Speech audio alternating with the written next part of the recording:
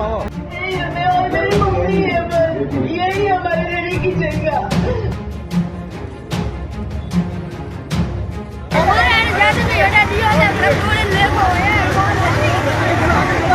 आज राजस्थान के जालोर लोकसभा के ओडवाड़ा गांव की जनता चीख रही है, चिल्ला रही है, रो रही है, अपने घर को बचाने के लिए पुलिस प्रशासन से भीख मांग रही है।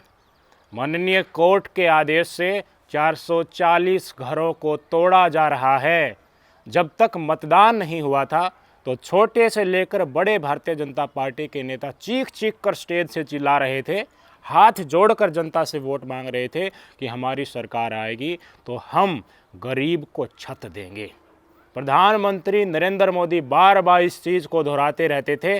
सबको ये लगा कि मोदी जी आएंगे तो छत मिल जाएगी, गरीबी दूर हो जाएगी, 5 किलो राशन मिल ही रहा है और सबका साथ सबका विकास यूं ही चलता रहेगा। लेकिन जैसे ही मतदान हुआ, इसी भारतीय जनता पार्टी ने दिखा दिया कि ये गरीबों की कितनी पैरवी करता है। भाई साहब, बड़ी संख्या में पुलिस प्रशासन, आपकी स्क्रीन पर देख लीजिए, बुलडोज़र के साथ, अग्निशामक वाहन के साथ, एम्बुलेंस के साथ आज जालौर के ओडवाड़ा गांव में पहुंच गया और बुलडोज़र से घरों को तोड़ना शुरू कर दिया। आज 16 मई को नोटिस पहले ही दिया जा चुका था कि हम इन घरों को तोड़ेंगे, क्योंकि जिस ज़मीन पर ये घर बने हुए हैं वो चरागाह भूमि है। दो भाइयों का ज़मीन का विवाद था, मामला कोर्ट में पहुंचा और कोर्ट में आदेश से जब पूरी ज़मीन की शिनाख्त की गई तो पता चला कि ये 440 घर सरकारी ज़मीन पर बने हुए हैं। और आज जैसे ही लोकसभा चुनाव सारी लोकसभा सीटों के ऊपर राजस्थान में कंप्लीट हो गए हैं, 3-4 दिन के बाद ही तस्वीरें आप सबके सामने हैं। पुलिस प्रशासन बुलडोज़र लेकर घरों को तोड़ रहा है। मैं तस्वीरें दिखाना चाहूँगा किस तरीके से लोग पैरों में पड़ रहे हैं पुलिस प्रशासन के लोगों को, लेकिन नहीं, बुलडोज़र से घरों को ढहाया जा रहा है। जो आगे आ रहा है उसको बसों में घसीट घसीट कर ठूसा जा रहा है। बसों में महिलाएं रो रही हैं, बच्चे बिलख रहे हैं कि हमारे तो यही घर है, हम कहाँ जाएं। मैं चाहता हूँ आप तस्वीरें देख लीजिए, त्राही माम करती राजस्थान की जनता।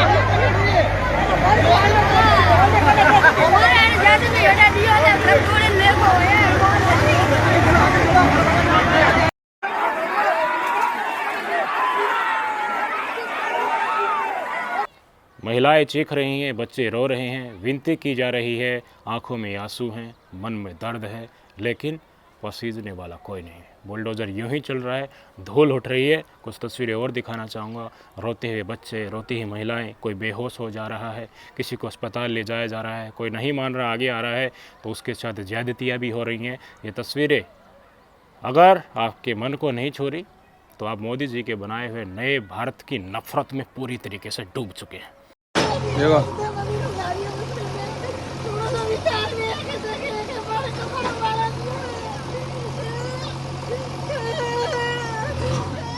आगे में रोवा दे एकदम कोई तस्वीर राजस्थान की तस्वीर आपने राजस्थान की तस्वीर बता रही हूँ, राजस्थान की तस्वीर है।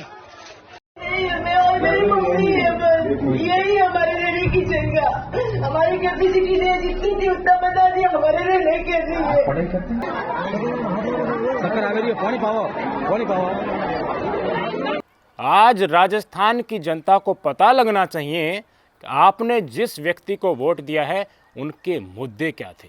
जिस व्यक्ति को आपने सांसद बनाया है उसको उनके आचरण के प्रति वोट दिया है या फिर मोदी जी के नाम पर वोट दिया है। ये लोग कहते थे भारतीय जनता पार्टी वाले कि हर गरीब को हम छत देंगे। विपक्ष के ऊपर ताना कसकर कहते थे कि विपक्ष वालों, और जनसंख्या बढ़ा लो, घर देने वाले तो मोदी जी ही हैं। बसें बसायों को उजाड़ रहे हैं और घर देने की नौटंकी कर रहे हैं। मान लीजिए ये जगह अवैध थी, लेकिन वहाँ के ओडवाड़ा की जो ग्राम पंचायत है उन्होंने कलेक्टर के माध्यम से राष्ट्रपति को चिट्ठी लिखी कि 3 पीढ़ियों से लोग यहाँ पर रहते हुए आ रहे हैं, आज़ादी के समय से रहते हुए आ रहे हैं, कोई तो अल्टरनेटिव देना चाहिए था ना। आप छत देने की नौटंकी करते हैं और बने बनाई छत को तोड़ रहे हैं अपने बुलडोजर शासन के चलते, और एक भी भाजपाई आज उफ नहीं कर रहा है। अकेली छोड़ दिया है राजस्थान की इस तरस जनता को रोने बिखरने के लिए। और इन लोगों की इस दृश्यों को आपने भी देखा, हमने भी देखा, और स्थानीय लोग जो राजस्थान के देख रहे होंगे तो आज कह रहे होंगे कि देखिए ये नहीं होना चाहिए था यार, किसी की घर नहीं छीनना चाहिए था। लेकिन ये क्रेज, ये हिम्मत राजस्थान सरकार की कहाँ से आई? ये राजस्थान की पब्लिक ने ही तो दी है। आपको मुद्दे धरातल के नहीं चाहिए थे, आपको धर्म खतरे में नजर आया। मोदी जी और भारतीय जनता पार्टी वाले नेता बहुत चतुर हैं। इनको पता है कि कहाँ की जनता किस नाम पर वोट दे सकती है, उसी के अनुसार उनको बरगलाया जाता है। इसी राजस्थान की धरती से प्रधानमंत्री नरेंद्र मोदी ने कहा था ना कि कांग्रेस की सरकार आ गई तो ये आपकी संपत्ति को ज़्यादा बच्चों वालों में बांट देंगी, घुसपैठियों में बांट देंगी, मुसलमानों में बांट देंगी। लेकिन क्या स्थिति है? यहीं बने बनाए घरों को उजाड़ रहे हैं, ये सच्चाई है। लेकिन आपको तो मुसलमानों का सिक्योरिटी टाइट करवाना था ना, उनसे नफरत थी। आपको नहीं धरातल के मुद्दों की तरफ देखना था। आपको तो स्थानीय जो चेहरा है, जिनको एमपी के तौर पर तारा गया है भारतीय जनता पार्टी के द्वारा प्रत्याशी, उसको भी नहीं देखना होता था। मैं पूछना चाहूँगा राजस्थान की जनता से कि जिस व्यक्ति को प्रत्याशी भारतीय जनता पार्टी ने बनाया है, वो व्यक्ति आज इस घटना के ऊपर उफ क्यों नहीं कर रहा? कौन प्रत्याशी बनाया गया था? आपकी स्क्रीन पर दिखाना चाहूँगा। लुम्बाराम चौधरी भारतीय जनता पार्टी का जालोर से लोकसभा का प्रत्याशी था। भाई साहब, ये व्यक्ति अप्रैल महीने में इस गांव में वोट मांगने के लिए भी आया था। तस्वीरें आप स्क्रीन पर देख लीजिए। फूल मालाओं के साथ लोगों ने इनका स्वागत भी किया था। और मोदी जी के भाषण और अमित शाह और योगी जी, इन तमाम भाजपाई मंडली के नफरत के चलते वोट भी इनको दिया होगा, ज़रूर दिया होगा। वैभव गहलोत साहब के बेटे कांग्रेस की तरफ से प्रत्याशी थे। उन्होंने कई बार आज सोशल मीडिया पर लिख दिया है, लेकिन ये बीजेपी के प्रत्याशी हैं लुम्बाराम चौधरी, पता नहीं कहाँ पिकनिक बना रहे। एक लफ्ज भी इस मुद्दे के ऊपर नहीं लिखा है। राज्य में सरकार है नहीं की, राज्य सरकार को पैरवी करनी चाहिए थी। मान लीजिए कोर्ट ने आदेश दे दिया, लेकिन राज्य सरकार फैसला तो करवा सकती थी ना। सरकार की ज़मीन ग्राम पंचायत के सहारे इनको कुछ हिस्से लौट कर सकती थी, कुछ टाइम इनको लौट कर सकती थी। कुछ लोगों ने, जिनकी आर्थिक स्थिति ठीक है, वो स्टे लेकर आ गए कोर्ट से। लेकिन इनमें बहुत सारे परिवार ऐसे हैं जिनकी इतनी हिम्मत भी नहीं है, उनकी ऐसी आर्थिक स्थिति भी नहीं है कि वो कोर्ट में जाकर केस कर दे, एक वकील करके स्टे लेकर आ सके। वैभव गहलोत ने स्पष्ट तौर पर लिखा है अपनी ट्विटर में भी, फेसबुक पर भी लिखा है कि हमारी सरकार जब तक थी राज्य में, हमने इस मुद्दे की पैरवी की थी बराबर, लेकिन जैसे ही यहाँ पर भाजपा की सरकार राज्य में आ गई, इन्होंने सुध नहीं ली और आज नतीजा आप सबके सामने।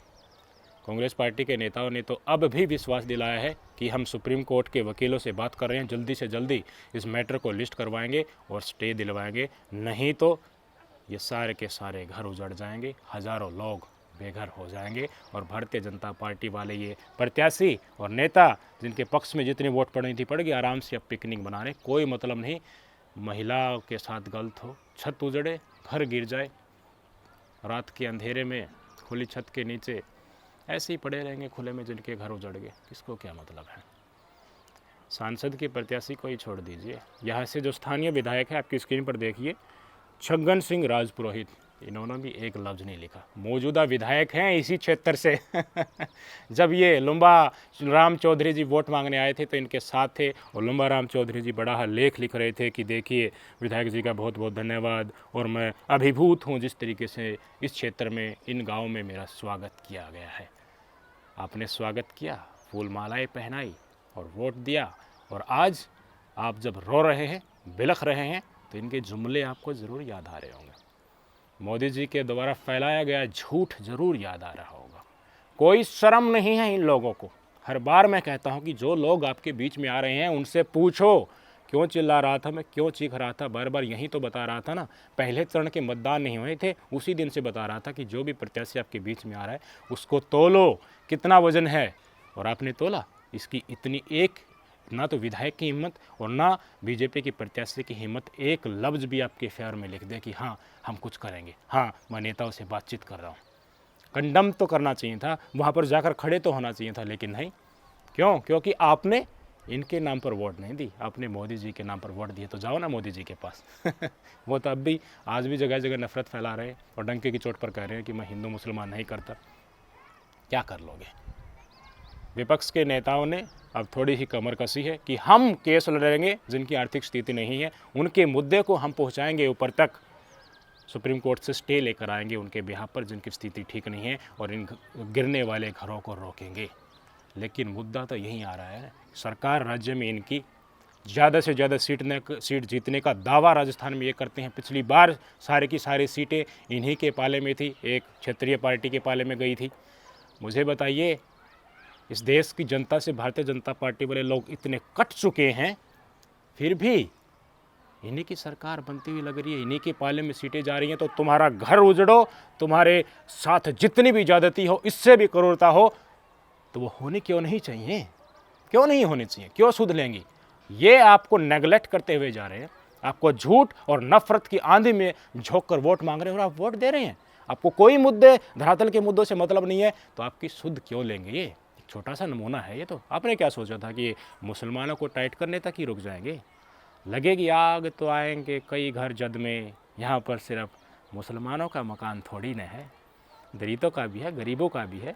आगे आगे तो देखना होता क्या है। मनुवादियों की सोच यही होती है। राजा तानाशाही के साथ जो कुर्सी पर बैठा है, उसे प्रजा से टैक्स वसूल करना है, अपना खजाना भरना है, अपनी शान और शौकत उच्च दर्जे की करनी है, उसको इसी से मतलब होता है।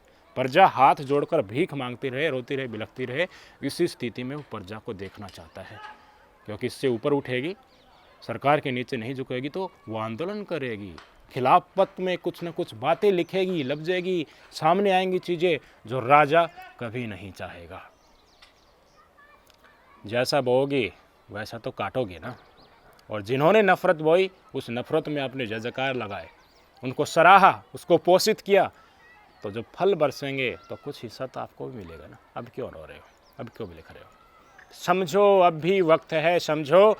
आपके सांसद को कटघरे में खड़ा करो। प्रत्याशी जो आपके बीच वोट मांगने आ रहा है, डरो मत, किसानों से सीखो। आज भी हरियाणा पंजाब के किसान इनसे आंखों में आंख डालकर जवाब मांग रहे हैं। केस लग जा रहे हैं ऊपर, लठ भी खा रहे हैं, लेकिन डर नहीं रहे हैं, सवाल पूछ रहे हैं। इसीलिए आज विपक्ष की मुख्य पार्टी ने किसानों के मुद्दे को अपने मैनिफेस्टो में सबसे ऊपर चस्पा किया है कि हम आते ही MSP का कानून बनाएंगे, किसानों की कर्जा मुक्ति करेंगे। लेकिन आप धर्म के नाम पर नफरत में बहकर प्रभु श्री राम की जय के नारे की गूंज के साथ ही इनके साथ हो लिए, तो इन मुद्दों को कौन तवज्जो देगा? आपने ही नहीं दिए इन मुद्दों को तवज्जो, तो सरकार में बैठे हुए लोग क्यों देंगे? अपने से ही जोड़ लगा लीजिए यार। क्या होगा इस देश का भविष्य? अंधकार में होगा।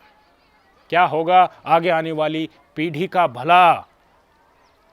अब जो लोग उजड़ गए, जिनका घर उजड़ गया, उन बच्चों का क्या होगा?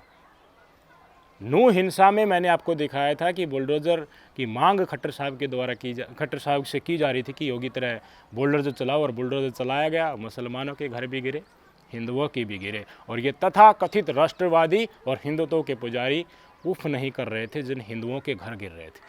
स्थानीय मुसलमानों ने ही छप्पर दिया, उनको खाने के लिए रोटी दी, और अपना भाई मानकर उनका पोषण जितने दिन तक हो सकता था वो किया। लेकिन ये हिंदुत्व के ठेकेदार कहीं नहीं दिखे। आज दिखे हों तो उस दिन दिखे होंगे। समझ लीजिए, कटघरे में खड़े करते, धरातल के मुद्दों पर इनको राजनीति करने के लिए विवश करते, तो आज ये देखने को नहीं मिलता। इनको लगता भय मन में कि आज इनके घर उजाड़ोगे तो आपको अगले आने वाले विधानसभा लोकसभा चुनाव में शिकस्त देखने को मिलते, लेकिन इनका तो भय निकल गया है। इनको पता है कितना ही जुल्म करो और चुनाव का नज़दीक हिंदू मुस्लिम कर देना, कांग्रेस के प्रति कह देना वो आ गई तो ज़्यादा बच्चों वालों में बांट देगी, घुसपैठियों में बांट देंगी, और जनता चीखेगी, चिल्लाएगी और तुम्हारे साथ खड़े होकर तुम्हें सत्ता में बैठा देगी। भुगतो ना, अब जैसा कर्म किया वैसे फल तो पाओगे ही ना। सजग हो जाओगे तो ये भी लंबे हो जाएंगे, और ऐसे ही नफ़रत में बहते रहोगे तो नफ़रत ही मिलेगी और ये लठी मिलेंगे और छप्पर डालकर सोओगे। अब क्या ही कर सकते हैं? आपके विचार क्या हैं? कमेंट करके ज़रूर बताना। नमस्कार।